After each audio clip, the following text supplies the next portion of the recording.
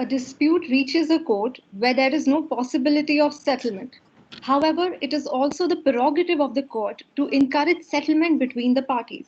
This has now taken shape in the form of compulsory pre litigation mediation, which affords quick access to justice and also saves the valuable time of the court while reducing the burden on our judiciary. With this vision of welfare over warfare, we begin with today's webinar, which is an initiative of WebNyai on the path of mediation and road ahead through on-right dispute resolution, presided by our Honorable Chief Guest, Senior Advocate and Senior Mediator, Mr. J.P. Singh, and an eminent group of panelists comprising of Ms. Kadambari Puri, an advocate, litigator, arbitrator, and mediator, Ms. Sangeeta Mehrotra, an impaneled mediator and advocate, and Mr. Tejpal Singh Kang, a seasoned lawyer who has practiced around the world to walk us through the path of mediation from an alternate dispute resolution to now an online dispute resolution process. Our session is moderated by Mr. Saurabroto Datta, who will be taking your questions at the end of this session. So the chat box is open for you all. Over to you, Saurav. Thank you so much, Palak. A very good evening to our respected panelists and our audience. Well, to begin with the session, I would like to say that every session of mediation is incomplete without our eminent chief guest, who has been called synonymous to the term of Samadhan and the legal community. I welcome you, sir. A very warm welcome to our chief guest, Mr. J.P. Singh. And sir, surely like to take us on a time travel as to what was the process of mediation so many years back and how it has evolved and what we see today, Samadhan, where you were handling matters physically and now it has come down to this point that we are getting down to online dispute resolution, sir. We would like to know how this evolution of mediation has taken place, sir, in India. Thank you, Palak. Thank you, Saurabroto. I think it was in 2000, 2000 that a committee was set up by the Apex Court, and Justice Ahmadi was the Chief Justice of India, which recommended the amendment to Section 89 of the Civil Procedure Code. And this amendment came into effect on 1st of July 2002. There were several amendments that were brought about to the Civil Procedure Code. Writs were filed in the Apex Court challenging the amendments. Apex Court held up the validity of those amendments, including Section 89, and recommended that every High Court should set up a court-annexed mediation center and frame rules to guide the running of these centers pursuant to the recommendations of the Law Commission. Now, these two important judgments of the Apex Court are titled Salem Advocates Bar Association, Tamil Nadu versus Union of India. The first judgment came in 2003 and the second judgment in 2005. As a pilot project, mediation center was set up at Tisazari District Courts. It was resisted, as happened when the mediation movement started in the USA in 1976. Lawyers thought mediation as a form of ADR, and ADR was referred to as alarming drop in revenue. Because lawyers thought in case if all matters get resolved, then what happens to their fees? What happens to them? And so they resisted mediation. Center at Tisazari was vandalized. At that time, Justice Karju was then our Chief Justice at Delhi High Court. He had recently successfully set up a mediation center at Chennai, where he was posted as Chief Justice. He called our then President, Mr. Chandyok, and expressed his desire to set up a mediation center at the Delhi High Court. Yes, Mr. Chandyok rose to the occasion, but it was with one condition. He said he would cooperate in setting up a center at the Delhi High Court in case the bar was permitted to run the center, and it would be only advocate mediators who would be empaneled with Samadhan. I mean, Samadhan is the name which we gave our Delhi High Court Mediation and Conciliation Center later, which he readily agreed, because he also believed at that particular time that judges had their hands full. Their dockets were already overflowing, and therefore he said he totally agreed with our suggestion that the bar should run the show. Being the then vice president of the bar, I was appointed as the first organizing secretary. And an overseeing committee was constituted, comprising of lawyers and judges, then headed by Justice Manmohan Sareen as its chairman. The center was formally inaugurated on 1st of May 2006. You know, in order to alleviate the fear of the bar, the entire executive of the Bar Association and senior members of the bar underwent training. And at that time, our trainers were Mr. Niranjan Bhatt, Mr. Sriram Pachu, Mr. Braja Bihari, and MS Aparna Vasu, advocate from Chennai. The bar was reluctant in the first instance to join the mediation movement. But slowly, the Delhi High Court Bar Association has embraced it very well, and it has been received with open arms with our members, by our members. Our center is actually, it's a one of a kind in the country, which is completely run by the mediators who are members of the Delhi High Court Bar Association. The organizing secretary is a lawyer mediator on the panel of Samadhan. Our training workshops are residential programs and has a mix of theory and practical training under experienced mediators.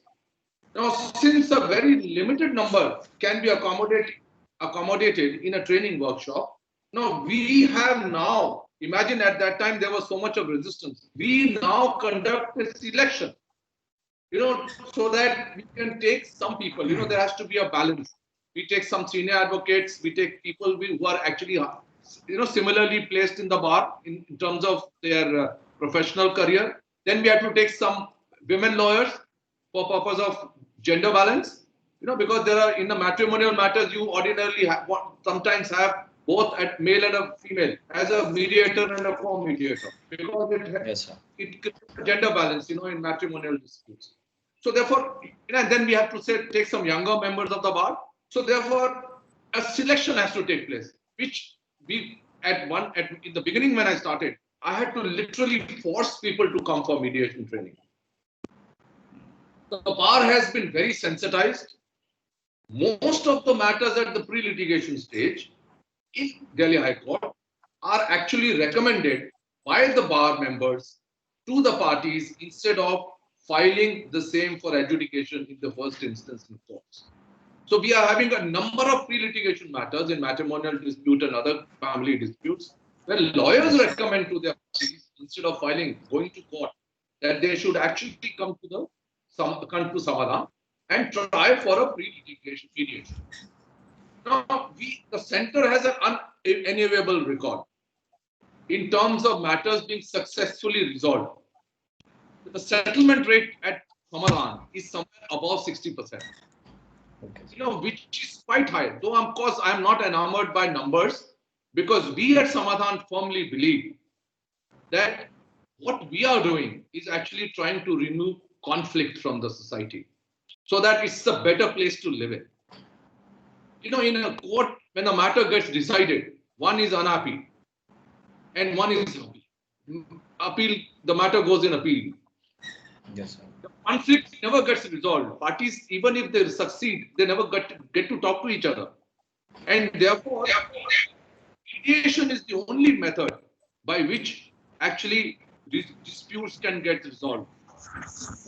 Now, the experimental success story, so far as Delhi High Court is concerned, because it's a confluence of bar, bench, and the government. Government supported us with revenue in the beginning, when there was no money coming in. The bench provided us with the infrastructure. and the support that we needed, and the bar welcomed it with open arms. And that's where we are today. If Delhi High Court, center is considered or talked about as one of the best in the country, is because all three contributed in their own way. Yes. On a given day, let me tell you, at Samadhan, we today have more than 100 cases fixed before the mediators. The sessions are conducted by several mediators, and some of whom are even designated senior advocates. You see, at one stage, there are a number of senior advocates who actually are doing pro bono work. And this was, one of the incidents which reminds me when that center was being inaugurated at Chennai by President Abdul Kalam. Our chairman, as I told you, was Justice Sareen, and being a sitting judge, he was invited to go on live on Doordarshan. But being a sitting judge, he couldn't, so he told me to go. And the presentator, commentator, he asked me, Mr. JP Singh, what do you do at the mediation center? And I said, look, we have senior advocates who try and bring about a settlement amongst disputing parties, and they do it pro bono. You know what was his comment? He says, Mr. Singh, this is a facet of the lawyer's profession, which the society doesn't know, that you guys can also do something to it. Because we have always had a negative image, starting from Shakespeare's time. Lawyers they want a pound of flesh. They take money, they don't work, they go on strikes. All kinds of negative things you hear about our profession. Now, let me tell you one more thing. Samadhan boasts of a state-of-art infrastructure. We have nearly 32 rooms at the center, out of which 24 are mediation rooms. We have very well-trained staff provided by the Delhi High Court. And we have all kinds of disputes coming to now at the center. We have matrimonial disputes, you have family disputes, you have labor, industrial disputes, you have IPR matters, recovery suits, commercial cases, landlord-tenant disputes, land property matters. All these kind of matters are being referred for settlement, and matters are getting resolved. As I told you, the success rate is nearly more than 60%. Yes, sir. Now, even before the pandemic set in, now you were telling me about as to how did we reach this state. At the Delhi High Court, we had facilities of a Skype, where mediations were conducted for the parties who are residing outside Delhi or even abroad. Today, mediations being conducted online at Samadhan. We have already started. We started in June. And no, it was in June that we actually formulated it. It was somewhere in July, August that we started. And today we have more than 6 licenses. We do it on Cisco WebEx. And in spite of those licenses, we still are now lacking staff, because every day more and more people are wanting their matters to be resolved on online. And we have to now limit the time limit for purposes of each session, because imagine so many people are now wanting their matters to be brought online, and due to pandemic time, slots have been limited, and we are trying to actually reach out to the parties at their homes or even at their workplaces where they are there. So look at where there was so much of resistance when we started the movement. Today Yes, we have really nearly reached people, and people from home are connecting and getting their disputes resolved. This is where we reached today, Sobro. To that, sir, I would like to say, what I have come across is people have faced all sort of problems when it comes to litigation, saying that there is a lack of legislation, a unified code in this. What is your take, sir, to this? Yes, true. So far, we do not have a legislation exclusively dealing with mediation. But several statutes post-independence of the country have incorporated mediation or conciliation as a mode of dispute resolution. Let me tell you, there is a subtle difference between conciliation and mediation. What we train people, our training has been as facilitators. We help parties to establish communication between them, because the biggest casualty when two litigants land up in court is they stop talking. There is no communication at all. So what, as facilitators, as a mediator, tries to establish that communication and uses his negotiation skills to bring about a settlement between the parties. And so far as the conciliator is concerned, he has a more proactive role. You know, there is no procedure as such provided except Part 3 of the Arbitration and Conciliation Act, which lays down a detailed procedure for purposes of conducting a conciliation. You know, and in fact, we've been using those provisions for purposes of pre-litigation mediation in court. See, when a matter is pending in court, the matter goes back to the court. If there is a settlement arrived at, the matter goes back to the court. Court passes an order in terms of the settlement. Either if it's a suit pending in court is decreed, or undertakings of the parties in terms of the settlement are recorded, and they become enforceable. Either the undertaking is violated, you can enforce it by contempt, or a decree of the court can be enforced. But when it came to pre-litigation mediation, it was the provisions of Chapter 3 of the Arbitration and Conciliation Act that were used, because the matter was not in court. So what we did was we would appoint the mediator as a conciliator, and he would then return a settlement which will be called a settlement agreement under Chapter 3, which under Section 74 has the deemed force of an award. An award under the Arbitration and Conciliation Act is executable as a decree. So therefore, we used these provisions because we had no such provisions actually available. And therefore, but you must understand, there is a subtle difference, you know, because a conciliator is more proactive. He can suggest certain settlement terms, which ordinarily a mediator does not do. As I told you, we only facilitate a settlement. So therefore, I cannot suggest terms to the parties on which they can settle. So that's the subtle difference. Now, therefore, you will find there are certain provisions, you know, in statutes which use the word conciliator, and some statutes use both the words mediator and conciliator. Now, for example, let me start with 1947. The Industrial Disputes Act talks of appointment of conciliators. But the role of a conciliator is more of in the nature of an adjudicatory. You know, it's more of adjudicatory because he sends a report to the government saying who's right, who's wrong, and ultimately a reference takes place. So therefore, it's not in that sense of mediation, but word used is conciliator. 1947 Act, the Industrial Disputes Act 1947, Section 4 talks of appointment of conciliator, though there is no definite process provided therein. Then you have Hindu Marriage Act 23, Section 23, subsection 2 talks of reconciliation. The court will try for reconciliation between the parties. You have para-material provisions under the Special Marriage Act, Section 29. Similar provisions where again a duty is cast on the court to try and bring about reconciliation. You have Legal Services Authorities Act 1987, where an authority, NALSA, is constituted for settlement of disputes by negotiation, arbitration, and conciliation. Then came your Arbitration and Conciliation Act 1996, which I told you Chapter 3 talks of conciliation, though there is a reference in Section 30 that an arbitrator can use mediation, conciliation, but actually mediation never took off till it was brought in by way of an amendment in the Civil Procedure Code, and 89 was brought in, which was brought in, as I told you, in 2002, which has those 5 things.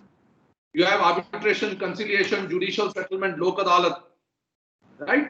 And so therefore all these were brought in, and mediation was brought in by way of Section 89. This is where now the High Courts framed their mediation rules. They came about in 2004, and court annex centers were set up. Yes. Section 4. Yes. To that, sir, I would like to know what has been the active role of the judiciary in the evolution of this mediation process that we are talking about.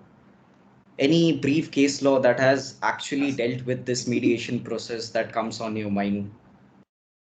Yes, Surabroto, as I said, there were various provisions. As I was telling you, Companies Act, you will find now there are a lot of amendments in 2019, 2020 where all these acts have been amended to bring in now conciliation or mediation. The recent amendments are all talking about mediation.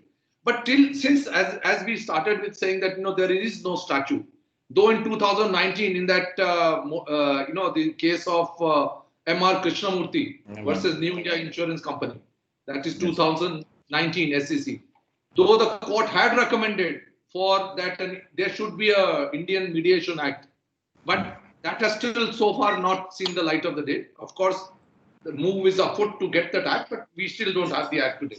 So the other provisions which were there in various acts, actually the court came in to fulfill fill that gap, which was brought about because there was no act as such, which squarely applied only to mediation. So let me start. One, I have told you already about the Salem Bar Association case, because it was under that NCPC was the Mediation and Conciliation Project Committee was set up by the Supreme Court, and the movement really started from there. That's the 2005 judgment of the Supreme Court. Then there are judgments, AFCON's infrastructure. It is 2010 8 SEC 24. That's where, for the first time, Supreme Court said which are cases which can be mediated, which are cases which cannot be mediated.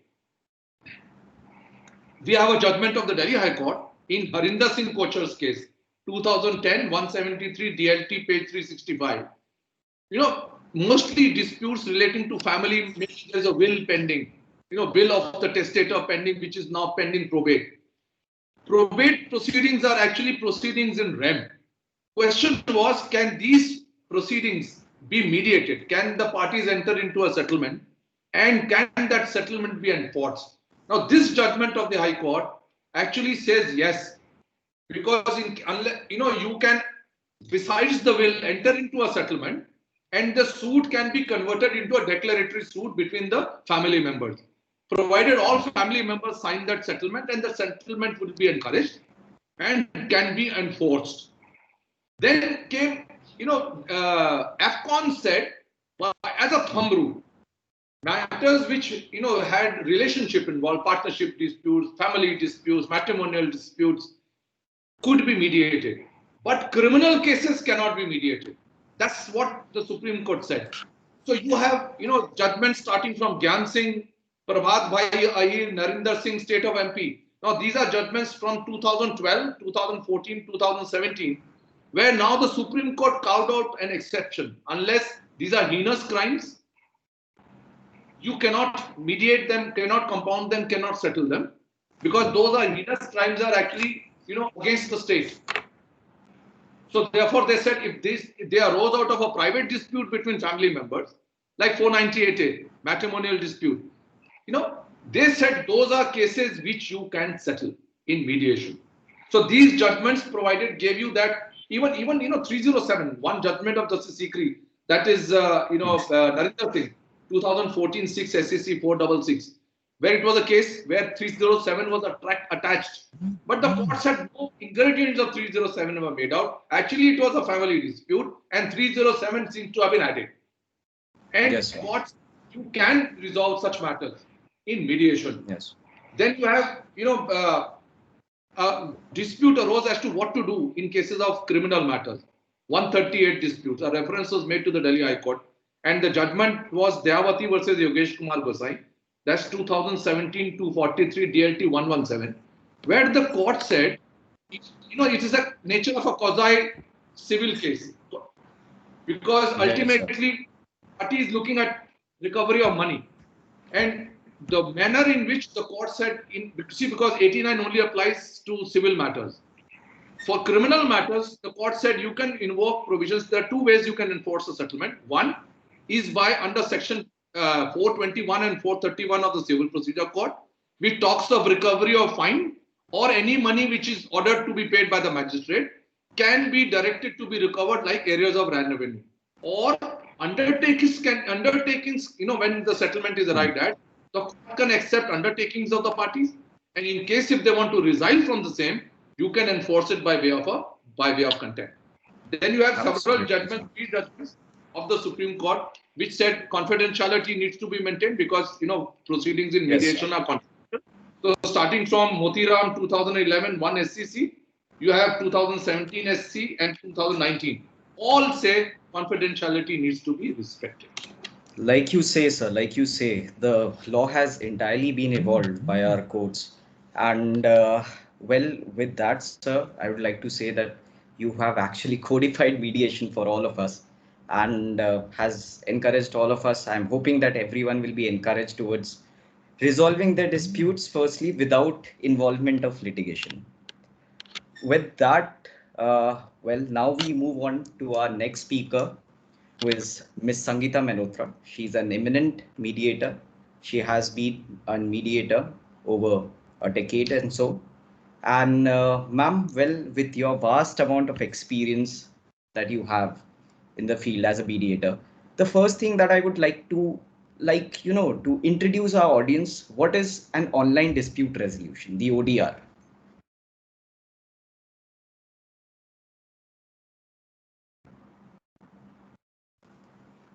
Uh,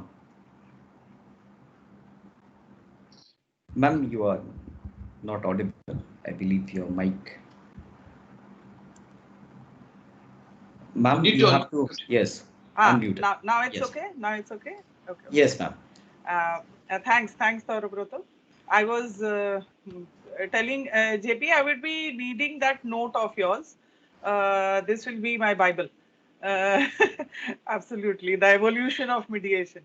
Really speaking, in all these 10 years, I never knew all these things what I have known in this half an hour.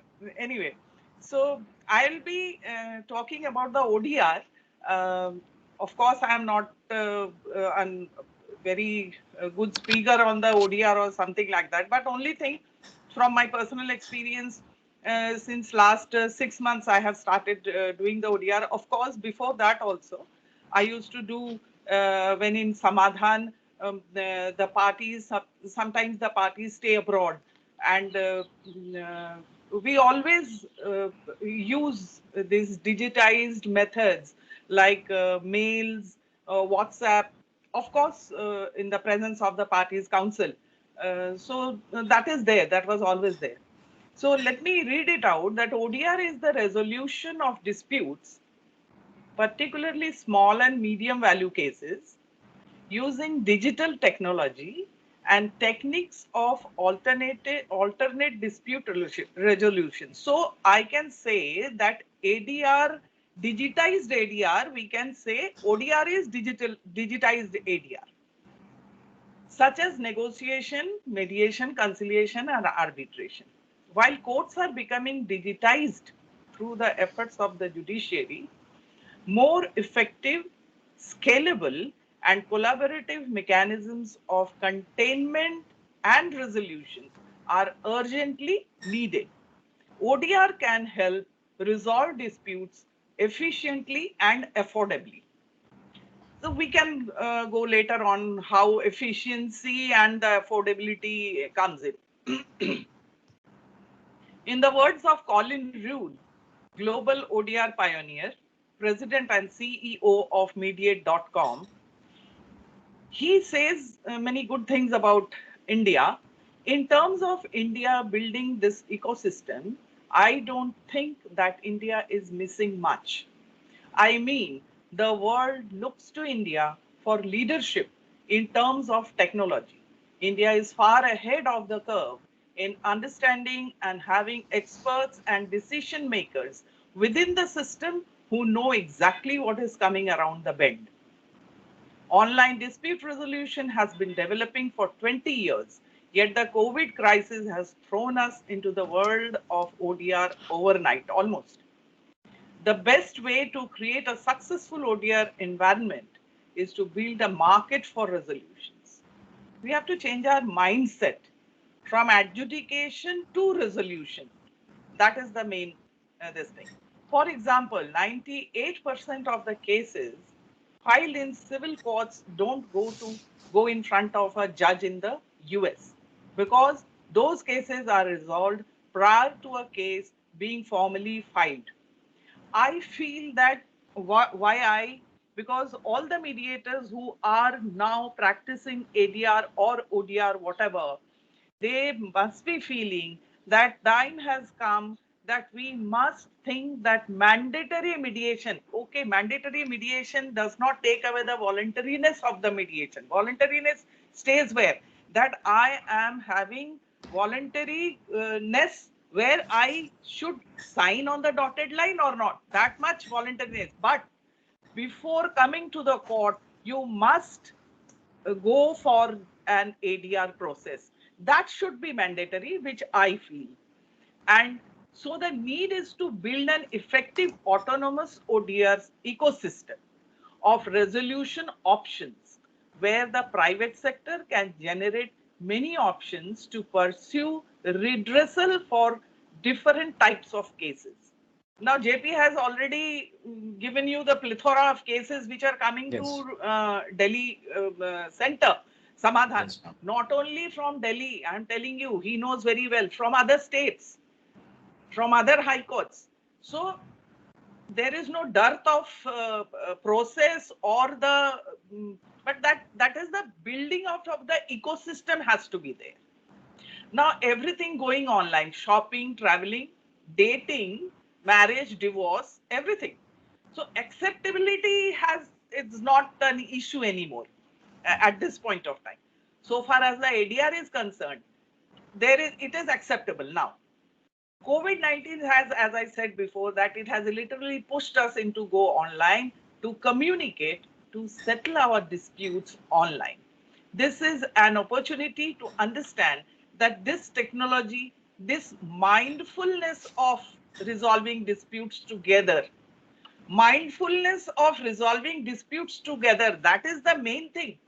That is the change of the mindset. If that happens, everything will fall in line automatically. So together in an online setting will become the norm.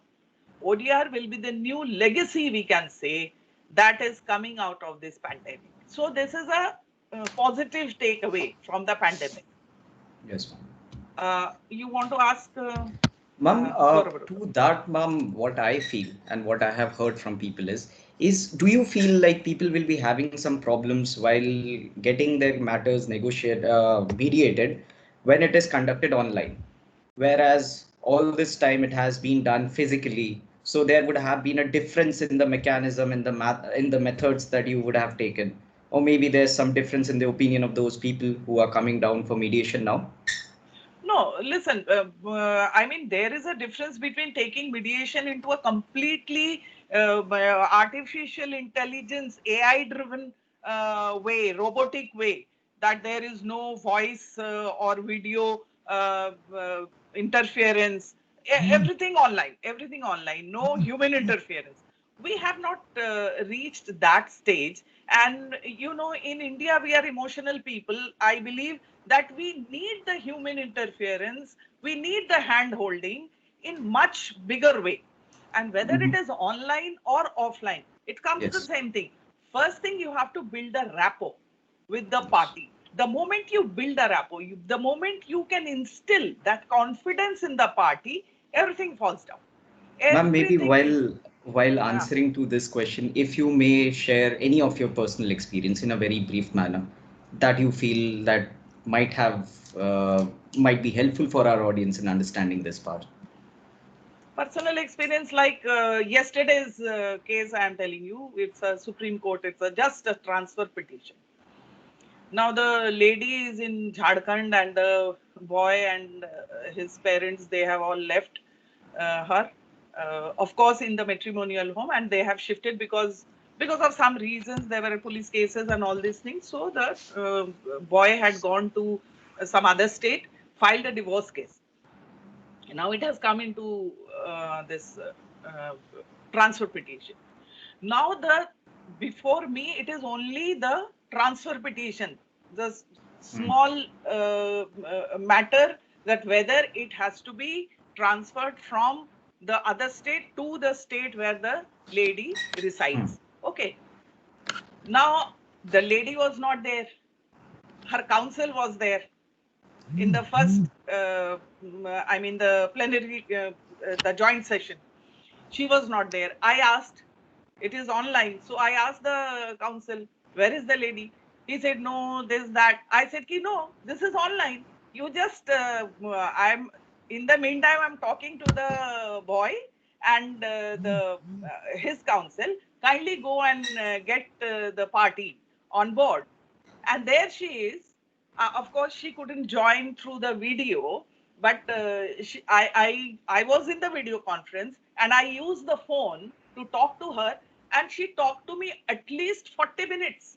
She talked to me, given all her venting out, what all happened. So Yes. it is possible. ODR is a boon for this kind of this thing. You cannot go behind posturing, whether it is the lawyers or the clients.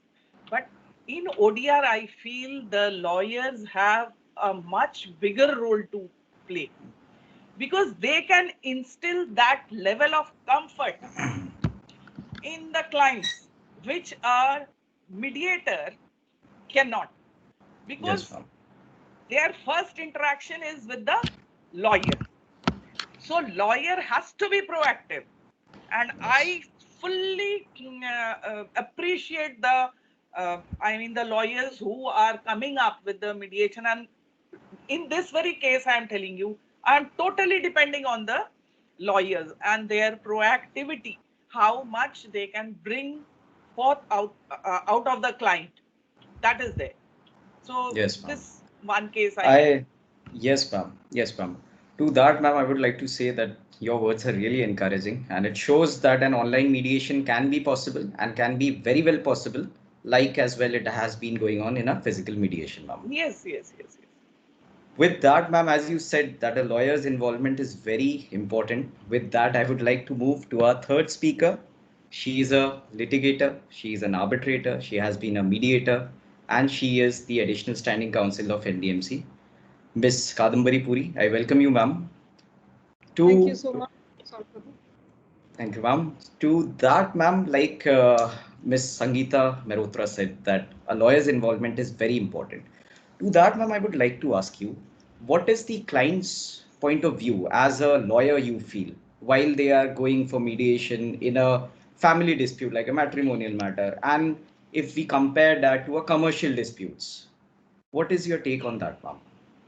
Yeah, thank you, Saurabh. And first of all, before sharing my views, I would thank Mr. Singh for his very interesting elucidation of the historical matrix, how it came about and how it took roots in Delhi High Court. And that also shows the proactive, positive perspective of our own Delhi High Court bar. And regarding the role of women, the gender, Mr. Singh had mentioned how women were also included. I would just like to mention Order 32A of CPC, where in fact there is a note when it was legislated. It actually perceived of women primarily as mediators. So there is a line in there saying that preferably a woman, so perhaps this was an acknowledgement of women's inherent quality of being natural mediators. So with that, I would also like to give my complete agreement with Ms. Mehrotra, because it is definitely the lawyers who are the primary mediators, because the connect with the client, the confidence they share in their own lawyer, unless they cooperate, unless the lawyers themselves push the parties towards mediation, it cannot be successful. It is usually not successful, one can put it like that. And my personal experience with mediation has been very good. In fact, I usually act as a self-appointed mediator, and I have a very high rate of success in facilitating an out-of-court settlement in most of my cases. My clients have an implicit faith that I would never suggest a protracted litigation if it can be resolved amicably. I push them through settlement. I keep telling them, asking them through various stages. Now, as regards your query, you want to know what are the problems faced by an advocate to convince a client. What I feel is sometimes the litigants feel that they will be reflected in a weaker light if they offer to settle first. Having said that, all the litigants, once counseled, in the hearts of heart, they prefer the option to settle out of court if that is possible. No one likes that prolonged and expensive education procedure. If they see a chance to get out of it, they will take it, and they do take it. Secondly, the problem is that most litigants are not even aware of the existence of such a process. I am quite appalled sometimes when I talk about conciliation, a conciliation award. They actually ask me if it can be binding, if it will have the same effect. So Conciliation Act has been there since a number of years, and I use it extensively. Mr. Singh has already pointed out Section 73 and 74 of Conciliation Act, and they provide a methodology to enforce a private conciliation award, and it is a status of an arbitration award or a decree of the court. Sadly, these provisions are not even used or known by a lot of lawyers, forget about litigants. So there has to be a distinction. The lawyers as well as the litigants need to know that a settlement agreement, simpliciter, is different from a conciliation award, which makes the entire difference. It gives you a decree in your hand, and if you follow the right procedure, of course, because there are certain do's and don'ts and formalities of stamping, etc., registration, etc., which you need to get through in order to get a binding settlement agreement by way of a conciliation award. Thirdly, I feel a lot of clients do not have a correct appreciation of the merits or nuances of their own case. Now, to give you an example, in case of a specific performance, and for instance, is a specific performance and possession of an immovable property, a lot of litigants do not even think about other nuances like paying a hefty court fee, like reliance on an unregistered agreement, which itself may put them in the danger of getting it impounded and then paying penalty 10 times over, and so on and so forth. Then they may even face the risk of getting only a paper decree. The other party may be rendered insolvent. So these are the reasons.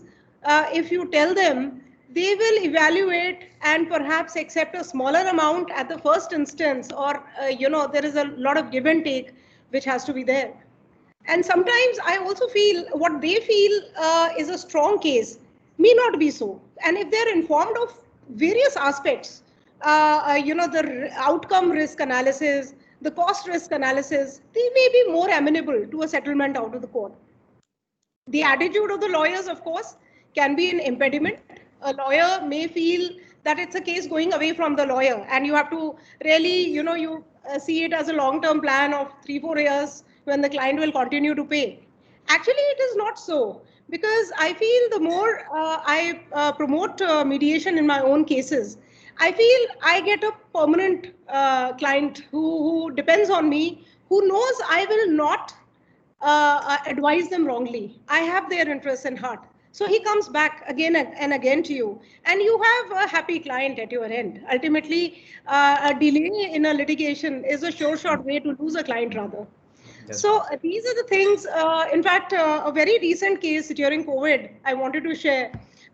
This client of mine, he's the owner of a multiple commercial properties, and he faced a situation during this pandemic where a lot of tenants, by breach of their lock-in periods, they wanted to vacate, terminate.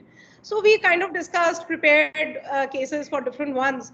And we, in fact, based on our guidance as lawyers, we were able to conciliate all of them, including, there was a case in a company in Australia. They were litigating, they were basically exchanging very virulent kind of communication. Then I realized that he was not able to explain to the other side his point of view and how he's relying on the agreement. We had a mediation center, we had a mediation session, and we were able to conciliate that also. Only one case remained unresolved, and that case was where the opposite counsel, the opposite adversary counsel, he was somehow, he rubbed my client in a very wrong way. And so my client's attitude was that, madam, this particular case, we must win. I want to litigate. So this is the only case which is pending conciliation. Rest all we were able to resolve. So this is my personal experience, so cost risk analysis, your outcome risk analysis, and time risk analysis. How they will be benefited and how will they lose? What are the time scales and what are the risks? If you explain to a client, I think a mediation can really be a likely path that the litigant could take. Ma'am, like you said, that mediation can be a likely path provided we can explain things to the clients in that manner, that litigation is not required or not necessary in certain states.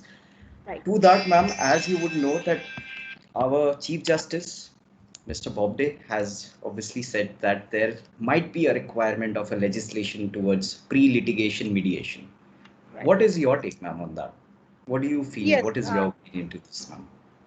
So, Justice Bobde had recently made a statement which was reported widely and very aptly stated by Honorable Mr. Justice Bobde that a complete, he said, a complete picture can emerge only if all the perspectives are put together. And he also underlined the need for a comprehensive legislation which he also stated that there was a need of a comprehensive legislation which contains compulsory pre-litigation mediation. He has also referred to the Commercial Courts Act, which provides for a compulsory pre-litigation unless there is an urgent relief to be sought. Now, Justice Bobde also referred to use of technologies like an artificial intelligence methodologies to resolve disputes. In fact, what he is observing also finds an echo in the recent 129th Law Commission report of India, which also recommends that courts should refer disputes for mediation compulsorily. They recommend a put-out model so that parties are compelled to sit together. So there is a higher likelihood of those cases resulting in settlement.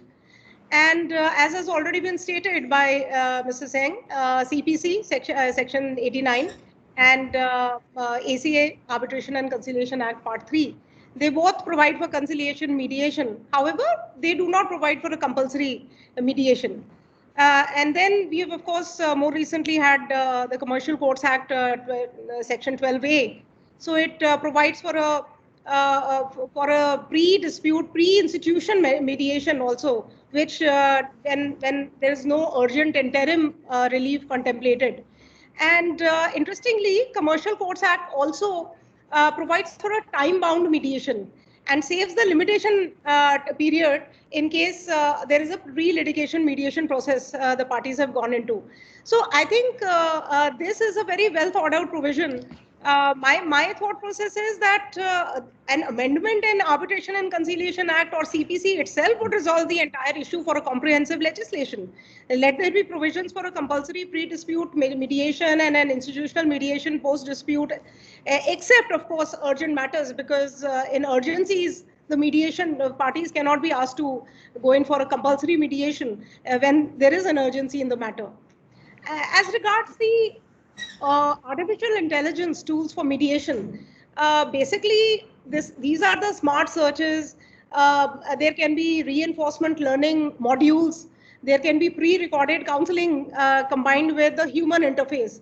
So once, I really feel that in matrimonial matters, family matters especially, a lot of parents, they litigate, and if they knew that how their disputes, open disputes are impacting the children, if they're actually given in vernaculars in English, a pre-recorded, a well-developed model counseling tools, whereby they are told that this is the long-term impact your child is going to face, I am sure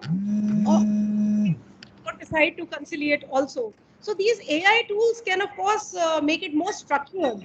What a person may not be able to convey, at least they're looking at data and then followed by an interface. So this is what I personally feel. Yeah. Thank you, ma'am, for those words. I would, with that similar view, I would now move to our next speaker, Mr. Tejpal Singh Kang, who is a seasoned lawyer, not only in India, but also abroad. So my question to you would be, like now India, if we compare with cross-border mediations, what is the difference in the process of mediation in India as compared with the other countries. And also, especially now, because India being a member to the Singapore Convention, where does India stand today when it comes to the online dispute resolution? See, before I start and on this issue, first thing is the our honorable president, chief guest has given a very comprehensive note on what is the Indian mediation and arbitration procedure here is available in Delhi at least, and how it has evolved.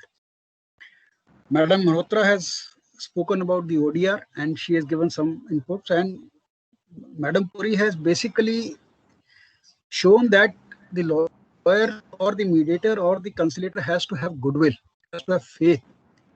The has to have faith in them, then only this process will be successful. Now, the legal systems in abroad, especially when I talk about North America, which includes Canada, the most aspect is that the systems have already been evolved. They don't have to, there the lawyers don't have to go and push people to go come for mediation, come for conciliation, because that setup is already there. So the society and the legal fraternity knows that if a litigation has come to them or a client has come to them, first thing is that they will like to go for mediation, they will like to go for conciliation, and after, if things do not settle somewhere, then they think of going for a trial. Now it is whatever is the procedure there, we have the procedure, but we are lagging behind as there is no proper legislation to put it forth. And as already told by Madam Malhotra, that even the lawyers and Madam Puri, that even lawyers do not know what are the provisions which can be effective as Chapter 3 of the Arbitration Conciliation Act. Now, in abroad, what happens is the cases like related to family matters, juvenile accidents, traffic, minor criminal cases, contracts, civil services, and property disputes are settled by conciliation or mediation. Rarely they go to courts, unless the parties have egos, but the lawyers or their team members or their juniors, they really work hard to see that the settlements are, their fees structure is also made like that. They are paid sometimes on percentage basis. Now, that is the main reason for speedy disposal of cases abroad, because most of the cases do not come to the court. But once they come to the court, courts have enough time to decide them. They don't have the burden of each and every case to be going into nitty-gritty, and that is the reason we sometimes feel shocked that the matters are decided within 3 months, 6 months, or a year. If it matter, this is where we lack, because population is more, system is not at place, and therefore we suffer. Now, what Supreme Court Canada about 2 decades back had said, while going to a trial has long been seen as a last resort, that is what they say. It is the last resort for the parties. Other dispute resolution mechanisms such as mediation and settlement can produce better results, while adjudication remains a realistic alternative. So for them, trial is a realistic alternative and is nothing more. Now, coming to a very important aspect, that in our education system, when we are studying law, there is nothing like that. We have any courses on mediation or on that arbitrators can be. There is a course for a certified arbitrator, mediator, or conciliator. Abroad, especially when I see the California state, there are universities who have certified courses, LLM courses, for 5 years, which are on mediators, which are on arbitrators, especially Berkeley University. There is one Sonoma State University, there is Stanford University, there are Pepperdine University, there are many. So what happens is that they are already have everything in place. So a student can choose his or her field whether he wants to become mediator or he wants to go for a conciliation, and everybody has his cup full. It's not that they don't have work, they have. Now coming to UK, I'm just making a very short point. Oxford University itself has a mediation department where they mediate not only at national level, but at the international level. Yes, you are asking me what is cross-border and where we are placed. I'm just giving you the answer to that. That apart from New York Convention, where the Arbitration Act was made enforceable, awards in various countries, but the point is that the system abroad have developed so much that we are not coming to that level. We are not even neck to neck. We are somewhere far behind. Now, when we come to Europe, yes, sir. I'll give you some idea on the other part also. The European Directive on Mediation is of 2008. It is named as 2008/52/EC, where all European states have accepted rules and regulations where these states can resolve the disputes, even cross-border, that is between themselves or outside the European state, by a certain mechanism, and it is very successful. Except Denmark is not accepting that, but all other states are working on that basis, and they have very little disputes which go to court. Those are decided by mediation only. Because there is a legislation, so it is enforceable, and people are using it because that is the law. They have a legislation to work upon. Now, the only thing I want to say is, yes, sure. No, please. I was coming to, I'll come to this Singapore Convention, because I just want to give you a brief outlook on what else is there. In Canada, mediation is voluntary and confidential, but mediation cannot be contradictory to process and is not meant to determine who is right or wrong.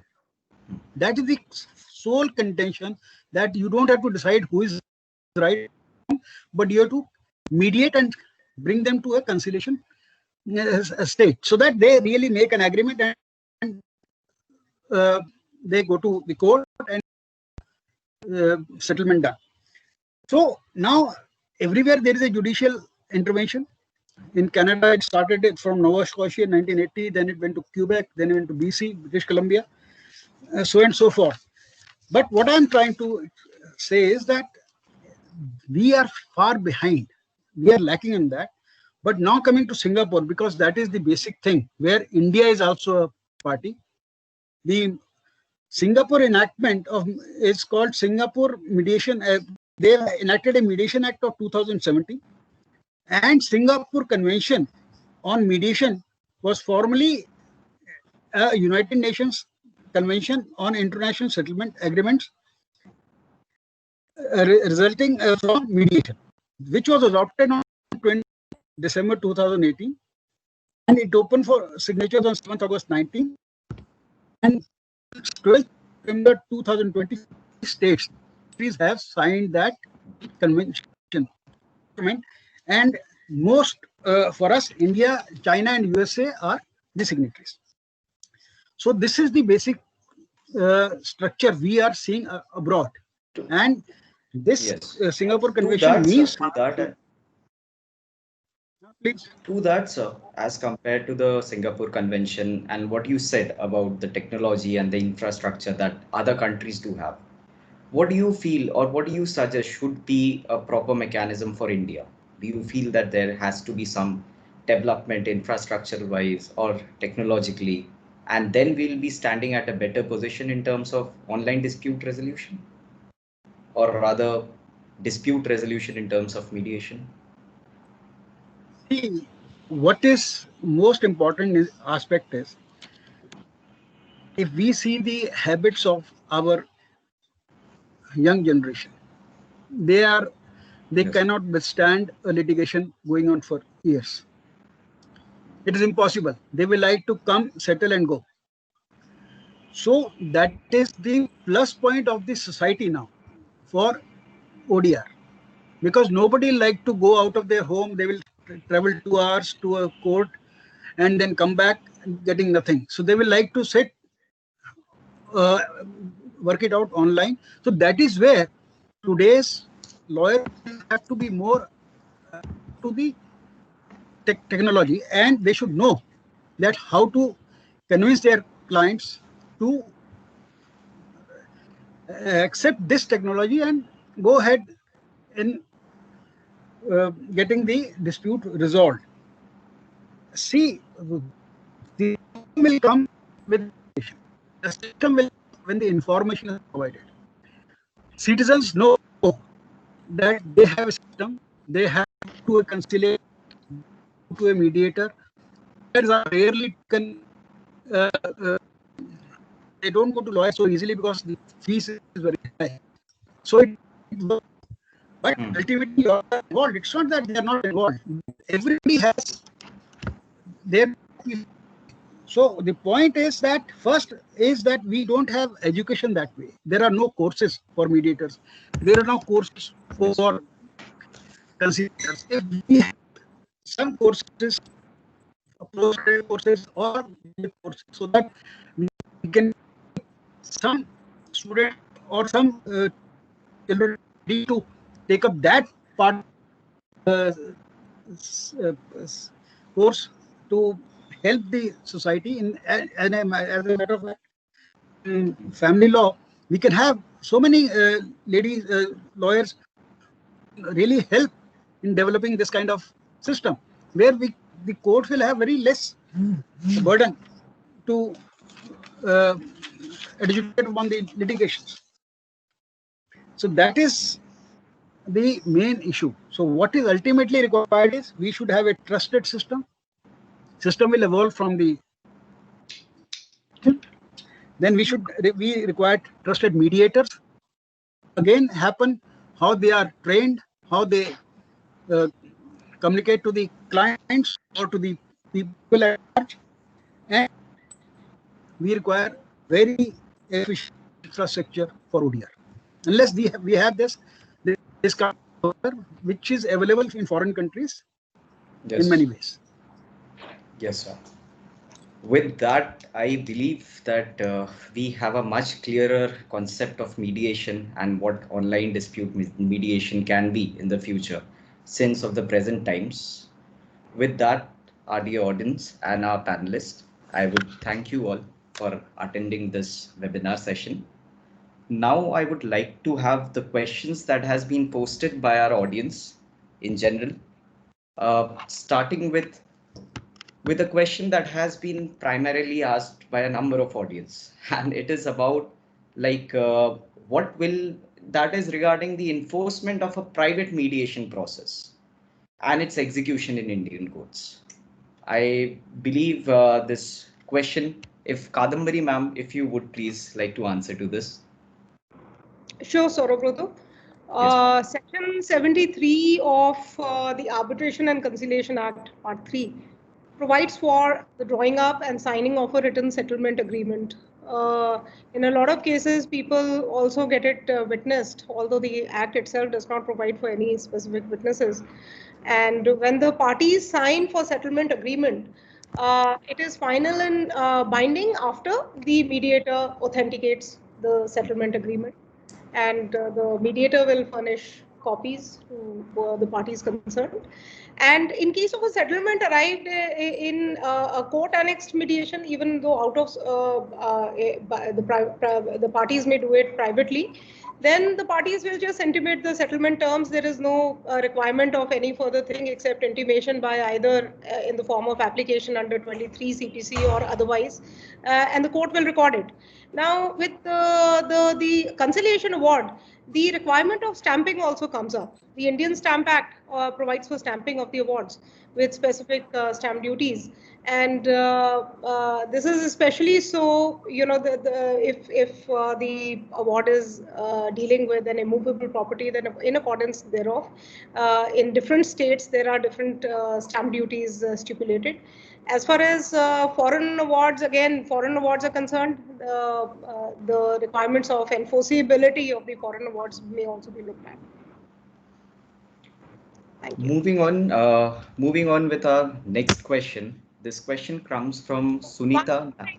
One more Yes, thing. ma'am. Singh had referred to Dayavati case, Delhi High Court. Yes. That Yes. also set out certain guidelines for on what a conciliation award can include. A conciliation agreement, a settlement agreement can include. Sorry Okay. for the interjection. Please No. continue. Well, moving forward with our next question, it's been posted by Sunita Narahari. So her question is for the panelists, a common question posted. She asks that under Section 10 of the Prevention of Sexual Harassment, can a IC outsource conciliation prior to the inquiry to Samadhan? I believe, Sir, Mr. JP Singh would be the perfect person to answer to this, sir. Your viewpoints on this? If you see Section 10 says that, there's an emphasis on conciliation before you initiate proceedings. Now, it does not say that, the IC itself has to do the conciliation. Conciliation can and under our charter, so far as Samadhan is concerned, we have references made from, as Sangeeta told you, from various institutions, TRAI, Supreme Court centers. Various institutions can, and we can receive those, the word, unfortunately, as I told you, the word used is conciliation. Yes. Conciliation is, we want to do away with this concept because actually conciliation is nothing but the procedure is nearly the same as mediation. Actually, mediation is what actually we should talk about. And when I told you that conciliator can be a little more proactive, can give suggestions when it comes to conciliation proceedings. You see, even there are two methods. Even under mediation, there can be a facilitative mediation and there can be an evaluative mediation. So, of course, we are still not trained. We are not very clear. So therefore, we do not actually encourage people to go in for evaluative mediation because it has a tendency to actually, sacrifice your neutrality. Because if you suggest a settlement term and it suits one party and the other party actually feels that, you are taking sides. So since you have to maintain your neutrality, we only encourage facilitative mediation. The word used in Section 10 are conciliation. But yes, as Kadambari told you, what we do is even in cases of mediation, when using Chapter 3, in case of pre-institution or pre-litigation mediation, we actually appoint the mediator as a conciliator under Part 3. And that settlement which is signed by the conciliator becomes a settlement agreement under Part 3. And therefore, it becomes enforceable. So conciliation can be outsourced. Because steps are nearly the same, and Samadhan, of course, can take up such matters too. I don't see there's any impediment. I believe, Sunita, that answers your query. Moving on, sir, to the next question, we have that from Ms. Palak Nenwani. The question has been again posted for all the panelists. Her question is, can we have courses in law schools to train young lawyers to become mediators and include this habit of dispute resolution over litigation? So is it better to have this subject of mediation in the law school subject as one of the subjects in our law schools? It's already been included, I think, from this very academic session. Bar Council of India has brought out a circular that mediation should be actually brought in. And so far as introducing, the concept at a young age, we at Madhyam, there's an organization as Madhyam, which has already started peer mediation in schools. So, where we are introducing mediation at that level so that young minds are able to actually resolve, there are, when children have their own kinds of disputes, their issues different, somebody's taken his tiffin, somebody's, taken away his pencil, not given it. So they have their own issues, which actually an adult can't look into. So therefore we train a peer mediator. So a person, a student, a co-student actually is trained to be a mediator, and that mediator actually tries to resolve these disputes among children. So therefore we are trying to encourage this particular habit in young minds itself. so that children at that age start taking, you see, because none of our colleges, if you remember, no school or college taught us anything about conflict. And what is it India are about? Conflict resolution. And no course teaches you what is conflict and how to deal with conflict. And therefore, we actually view conflict so negatively. We want to avoid. I mean, and I feel personally, conflict is something which helps you to grow. You grow when you resolve disputes. So therefore, instead of avoiding conflicts, if the whole problem is parties do not have role models. The children don't have role models. Children do not have those skills. If we were to impart these skills early to the children at the level of school or college, we have even started, mediation training for various law schools, where children are now exposed to mediation at that level. There's a 1-unit course I know in Dehradun, in UPS. We've been doing that for 8 years now. So therefore, this is in the offing, because when we started mediation movement, we were told it's an idea whose time has come. And therefore, it is here to stay. As Mr. Kang said, yes, probably like we are lagging behind. We started late.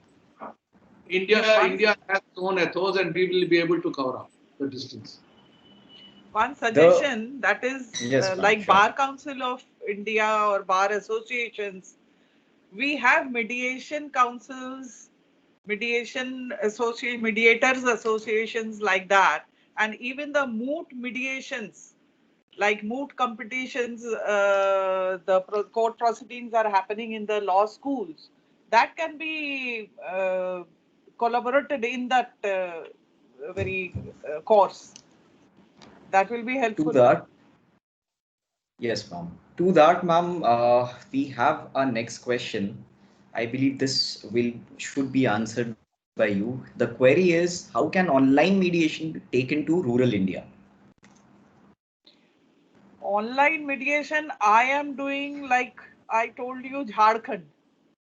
It's very difficult, I mean, to think about video conferencing, and because in fact, I am telling you, not only rural India, it's a very good question, because here we must have the sort of a partition between the corporate clients and the clients other than corporate clients, because corporate clients, they are in any way exposed to these kind of ITs, and they have their video conferencing. They have been doing it, so they are not intimidated by this. But the clients, they are intimidated. First thing, you are not seeing somebody, you are talking to a stranger. If you talk to over the phone, like in another case, I am telling you, it is a case, the private mediation. The one party is in UAE, his estranged wife is in Hyderabad. Now the party and party's mother, the girl and the girl's mother, talked to me over phone quite nicely, 40-45 minutes, completely coming out with their problems and all. But when I wanted to talk to the council, when I talked to the council, he said, I said, ki whatever cases you have given, please give me the status update. He said, why should I give? I don't know you. So there the question comes.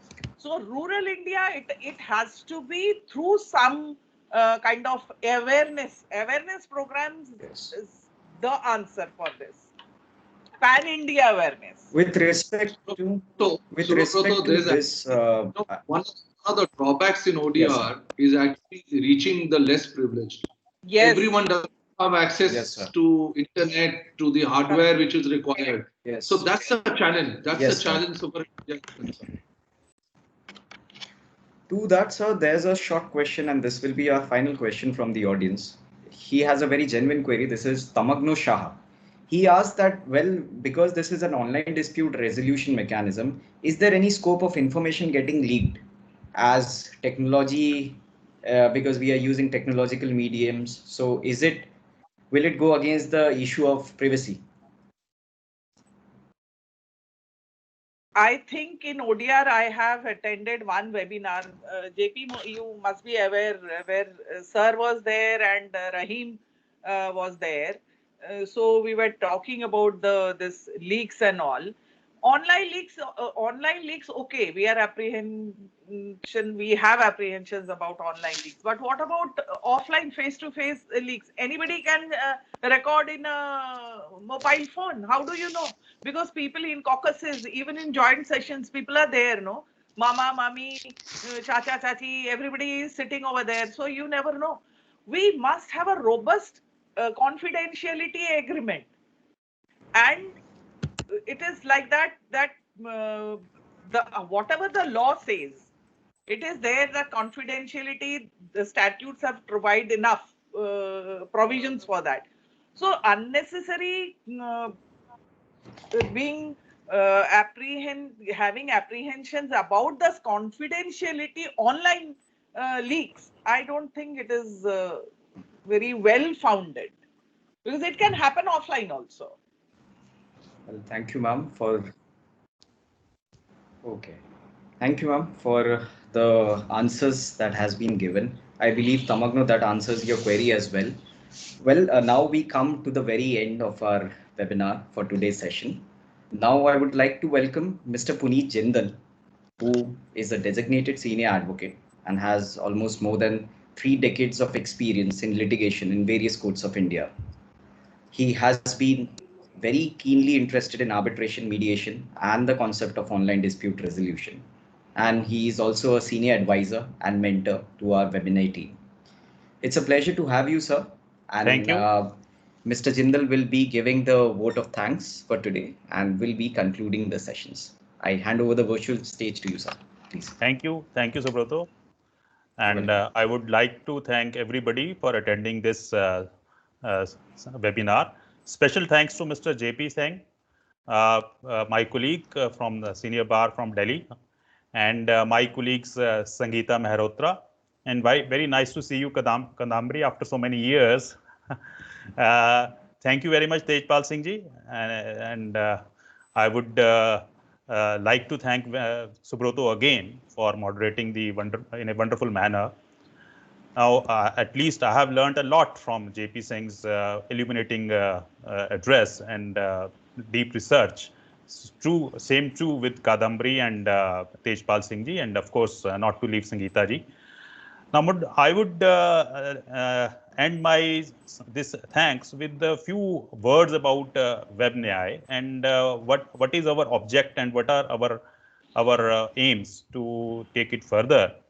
You know, WebNyay is one of the India's leading online dispute resolution company.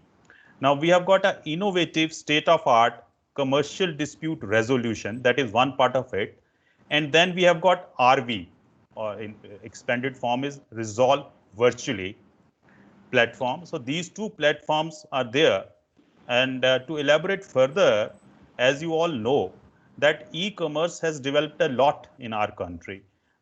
Within a couple of years, the commercial transaction occurring online, they are going to surpass offline commercial transaction. Not only these articles selling like eBay or this various other platforms, but even banks, etc. So any person facing difficulty in this e-commerce online, the issue is that the person who is busy online, or is he can be either from a urban area or from a rural area, because now type C city also they are coming up in that manner. I mean, there is a lot of e-connectivity, a lot of web connectivity available. Now these persons find it very difficult to approach either the consumer law or to the normal courts. Now what we are trying to provide a platform between the customer care relation of that particular e-commerce and the court. Till today, there is no such platform available for a consumer who has utilized any kind of services on the e-commerce, on the web portal of any bank or web portal of any multinational article selling or providing a platform to them. So this will help in dual manner, both to the e-platform and also to the customer, also to the consumer. Because as we all know that in the now Consumer Protection Act, this is pre-litigation mediation has been incorporated in the statute itself in the Consumer Protection Act. So if this platform is available, beyond the customer care relationship, if the things are not being resolved from there, the consumer is not happy with the resolution provided by that. So they can approach this platform of online dispute resolution, and having been a signatory to our this platform, that e-commerce platform, we can first do the effort of mediation, and then conciliation, mediation, conciliation, and finally arbitration within the provisions of the Arbitration Conciliation Act and various other provisions and Consumer Protection Act. And as you all know that I need not to elaborate further. Not many guests have elaborated how the orders or settlement would be enforceable in the court of law. This is basically on the mutuality, on the concept of mutuality. So it is a platform being sought to be provided between the ultimate consumer, and the web portal platform. So these are the two basic objectives of this Web Nyay, and I would request all of you to spare 15 minutes more so that we can give this about this platform, this demonstration about the platform. Vishwam, and if you are not, Vishwam and Palak would be the persons to contact for any kind of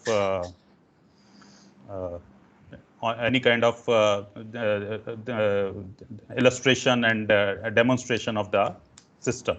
So once again, I thank you all very much for sparing your precious time. Thank you very much. Thank you so much, Mr. Jindal.